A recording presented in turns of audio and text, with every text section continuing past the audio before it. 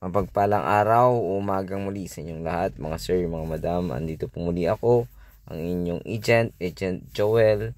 So, dito muli ulit tayo sa Mungkada Tarlac. Itong tinitingnan natin, ito po yung boundaries niya. Itong nakatumbang poste.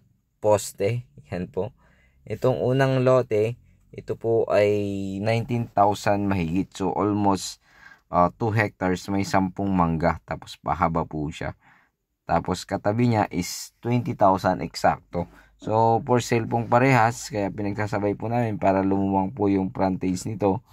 At pwede naman pong isa yung bilhin, pwede rin po yung isa. Nga lang po ay yung presyo po the same pa rin. Pero kung gusto nyong mas malaki, pwede pong dalawa bilhin nyo upang mabili nyo po itong dalawa na to. Ito pong isa may mangga. May isang mangga. So ito po ay almost 35 o sabihin na natin 30 meters frontage. Yan naman po yung boundary, yung poste na yan. Ayan. So magkamag-anak po yung seller natin, kaya halos parehas po yung poste nila. Pero dun sa gitna nila may boundary pa rin po ng mga poste na nakalagay lamang, wala pong bakod. So yun, pahaba po ito. Yung isa may pispan siya dublo, sabi po ng ating kasamang agent. Yung may 10 mangga, may fish pan po yun. Itong isa naman wala daw. So napakaganda po nito na gawing farm lot kasi maluwang, tsaka kung dalawa ay maluwang. At tsaka ang tinatanim po dito usually mga ganun pa rin, sibuyas, mais, kamote. Nagtatanim din po sila ng palay. Tsaka itong daan po pala, yan po ay barangay road yan.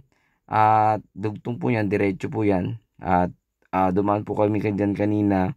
Doon sa pinakadulo niyan may ginagawa pong daan. So i-upload ko din sa susunod na araw yung video doon. Makikita nyo po yung cemented road po doon. Yun po yung kadugtong. Pero yung plano nito ay meron na daw po na sisimintuhin yan. Yung budget ay hindi lang alam kung kailan po lalabas. So ito po, muli, ulitin ko, ito ay bayan ng Mungkada Tarlac. Mayroon pong itong isa 20,000 square meter, may isang mangga.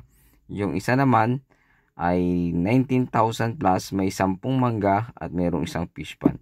So ulitin ko, yan yung daan po ay barangay road po yan, registered po at walang problema. So doon pahaba po yan. At doon naman sa part na yon, meron pong mga kabahayan dyan. Marami pong mga bahay po dyan. So malapit na rin po sa pagkukuhan ng kuryente kung gusto mong mabili ito, dahil ito po ay may halagang ano na lang po ito, 200 per square meter. Murang-mura lang po ang ating lote na ito dito sa bayan ng Mungkada Tarlac. Kasi yung mga nakapangalan buhay pa po, at the same time along barangay road, hindi nga lang po siya simentado pa, pero registered barangay road po yan ayon po sa ating mga kasama at sa ating seller. So ayan, palabas po yan doon.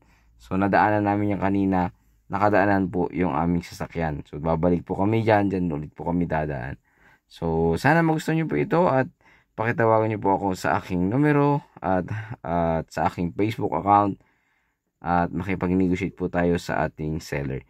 Sa mga bago po sa aking munting channel, please like and share naman po at paki-subscribe po ang aking munting channel. Maraming salamat. God bless you all.